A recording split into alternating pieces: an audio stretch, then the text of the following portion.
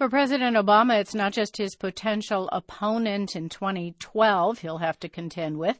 He's facing declining support among Latino voters, down to 48% in the most recent Gallup poll. NPR's Brian Naylor has this look at what's behind that number.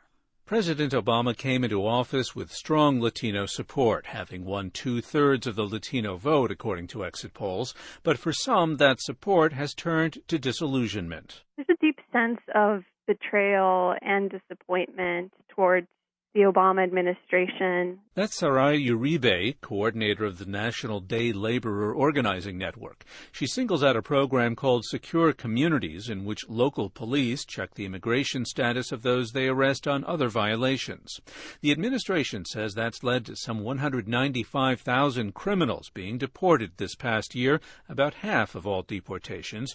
Uribe says many of those caught are for traffic violations and minor offenses. I mean, here the president ran on a platform of immigration reform, but what we've seen is that he's actually leaving behind a legacy of deportation and criminalization. Latino leaders say the administration has been too aggressively deporting immigrants here illegally. Some 400,000 a year have been sent home, more than the Bush administration ever deported in a single year.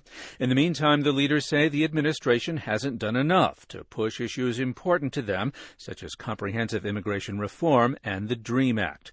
That would allow the children of illegal immigrants to get in-state tuition for college and a path to citizenship. Neither reform nor the DREAM Act got through Congress. In a recent roundtable with Latino journalists, the president said he couldn't pass those measures on his own, and he insisted the administration is being selective in those it deports. What we can do is to prioritize enforcement, since there are limited enforcement resources, and say, we're not going to go chasing after this young man or anybody else who's been acting responsibly and would otherwise qualify for legal status if the DREAM Act passed. And the administration is taking other steps that may well help it win back support of Latino voters. It's aggressively challenging tough immigration laws passed in Arizona and Alabama, and it's considering suing to overturn immigration laws passed in Utah, Indiana, Georgia, and South Carolina. Still, political science professor Gabriel Sanchez at the University of New Mexico is skeptical these steps will help the president all that much with Latino voters. About a quarter of Latino voters know somebody personally who has been deported over the last several years.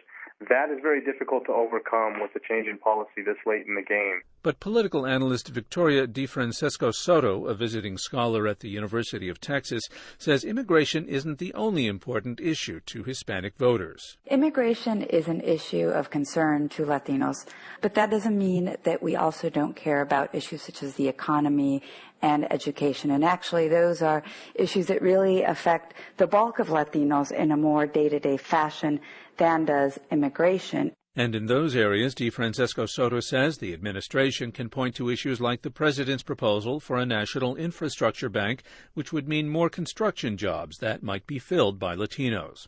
The Republicans running for president, with the exception of Texas Governor Rick Perry, are taking a hard line on immigration issues. So the real worry for the president isn't Latinos voting for Republicans so much as it is that they won't vote at all.